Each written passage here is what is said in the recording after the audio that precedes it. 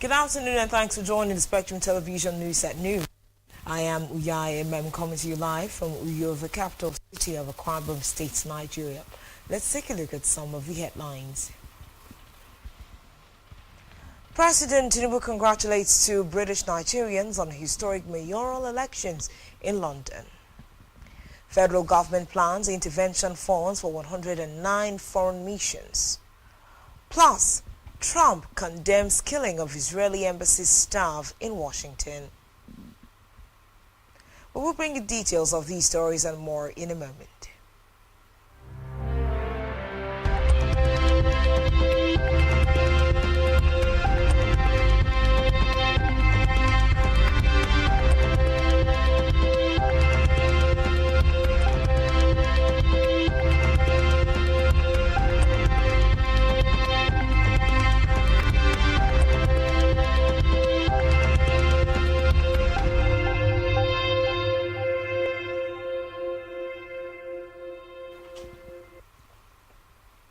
Good afternoon and thanks for joining us. We begin the news at this hour from the national scene where President Bola Tinubu has said that Nigeria's increasing population needs industrial solutions that will transform it into demographic dividends. Tinubu stated this at the Taraba International Investment Summit tagged Taravest in Jalingo, the state capital. The president, who was represented by Vice President Kashim Shettima, said the country cannot live on raw produce and unprocessed minerals, but needs factories to add value clusters to drive innovation and industrial parks to turn ideas into impact. Tinubu said that with the projection, Nigeria will be the third most populous nation on earth by 2050, and the increase would become a demographic disaster if not well harnessed.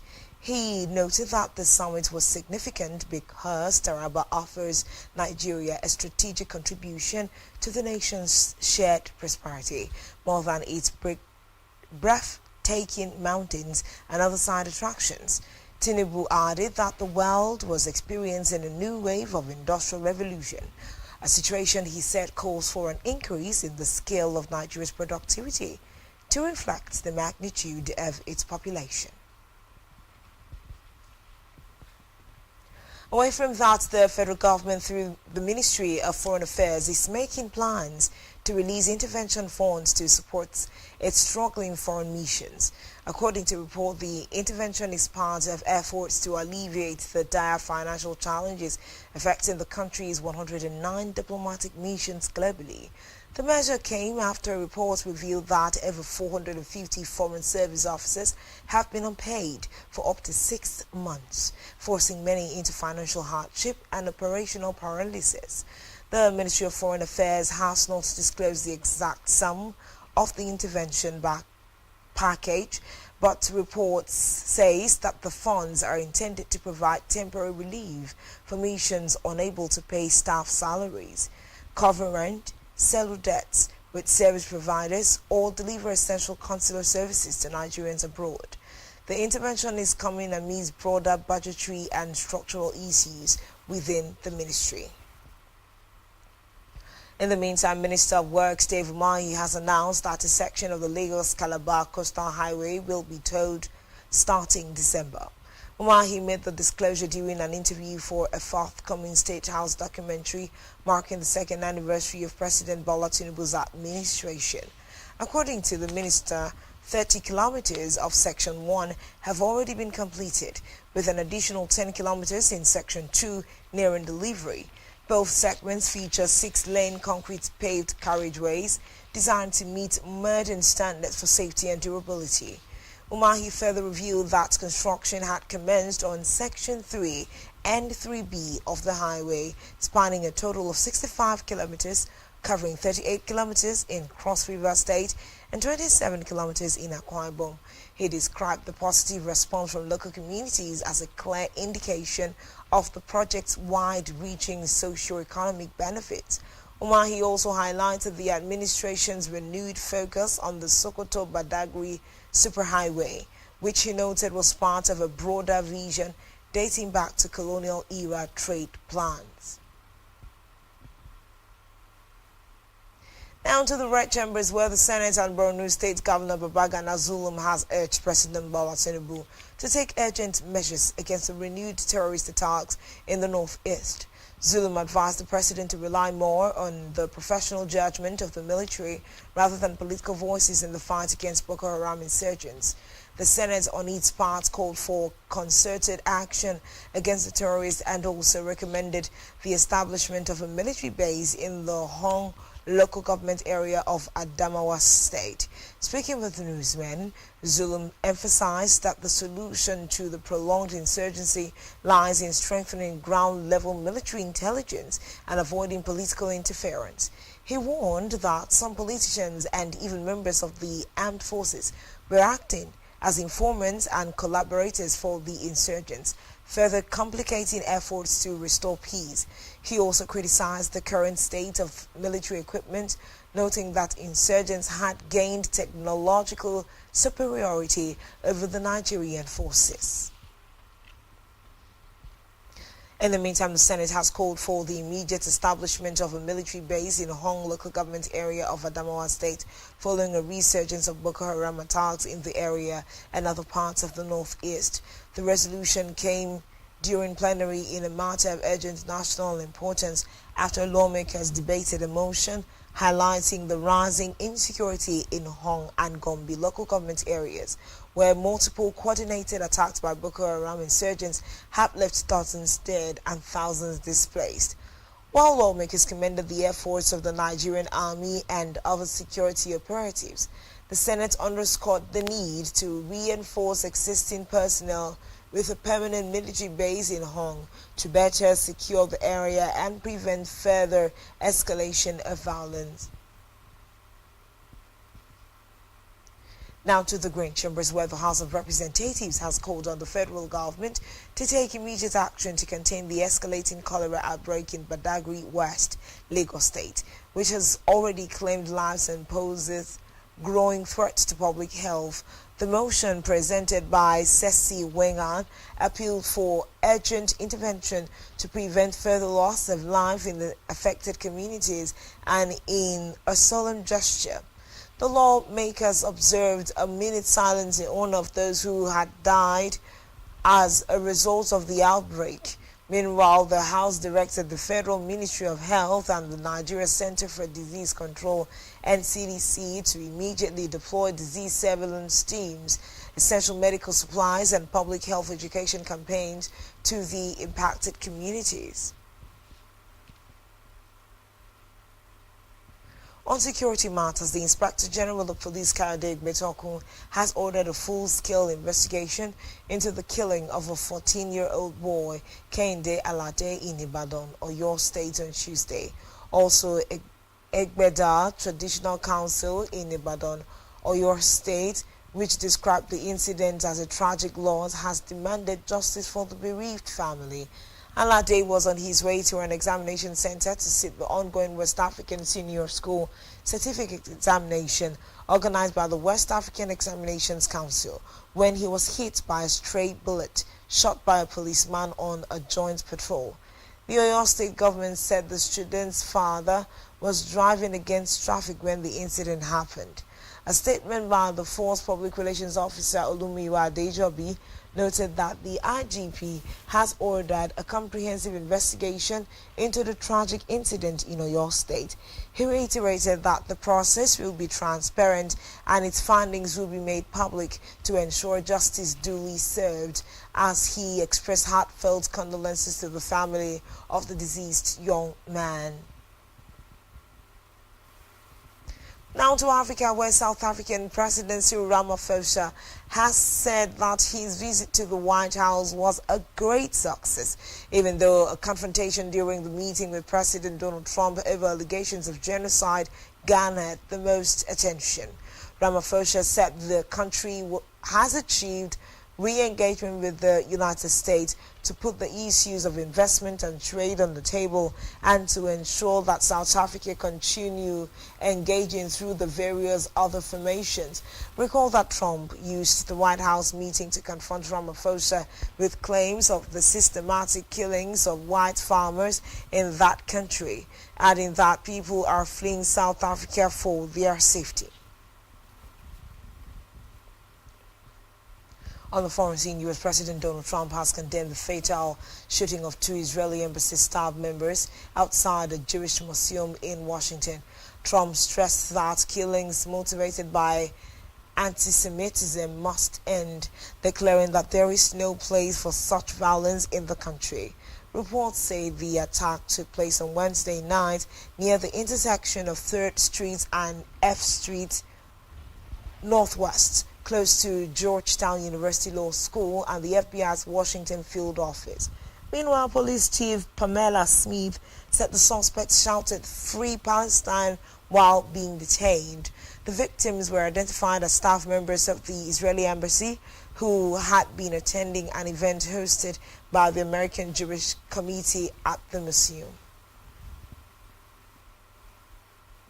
Still on the foreign scene, Mauritanian government has temporarily been banned from concluding talks on the Chagos Islands deal by a last-minute injunction by a High Court judge. Justice Goose granted interim relief to 2 Chagosian women who had brought a case against the Foreign Office.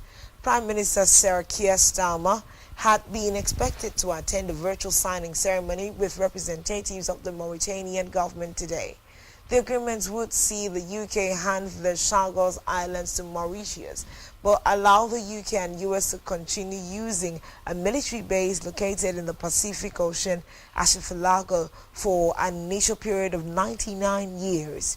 Meanwhile, the UK government is yet to set out the estimated payments the British taxpayers would make to Mauritius as part of the deal. Still to come in the news. Man United midfielder Fernandes offers to leave Man United in summer. Stay tuned for details of this and more in a moment.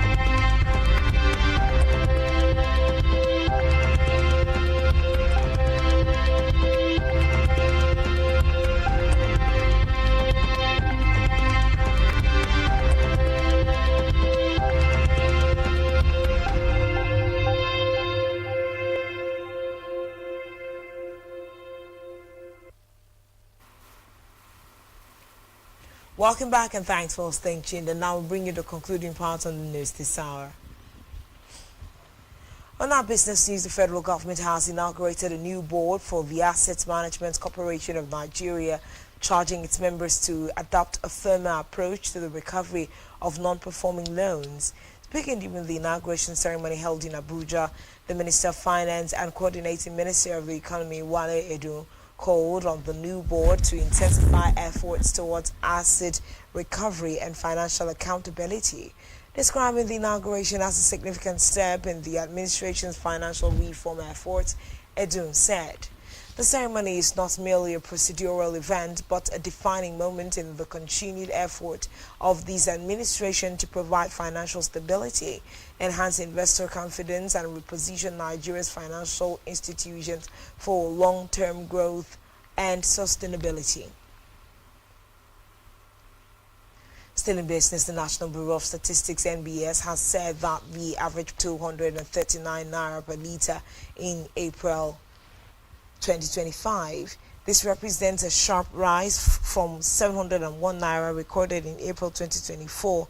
highlighting the continued volatility in the downstream petroleum market following the removal of fuel subsidies. 161 naira. Petrol prices dropped slightly by 1.77%.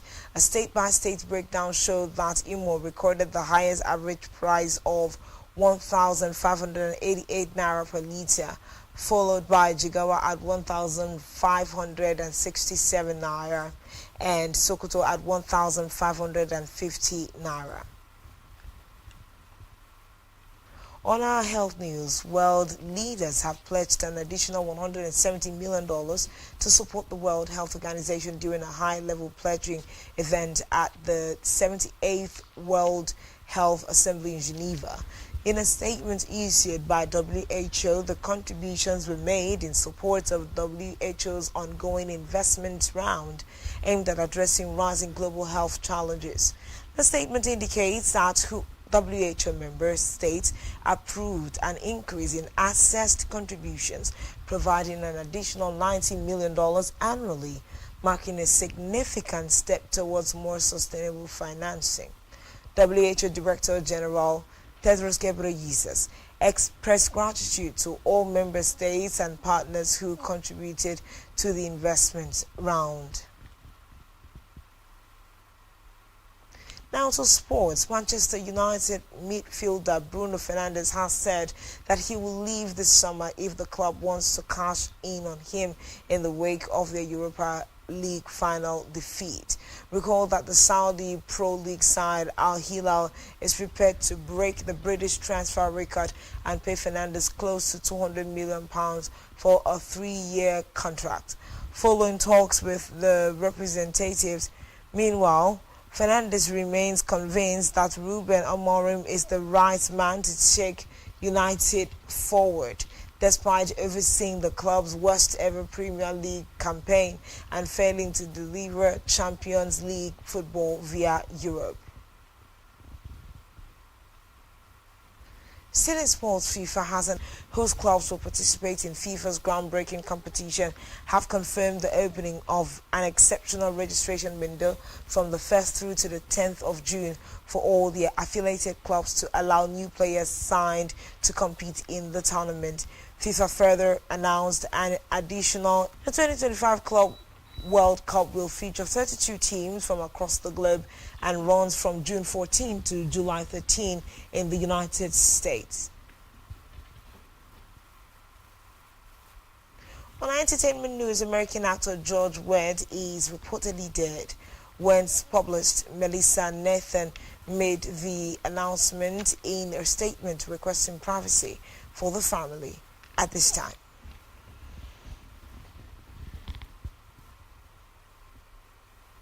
That's what we have on the news at this hour. Do well to follow us on social media.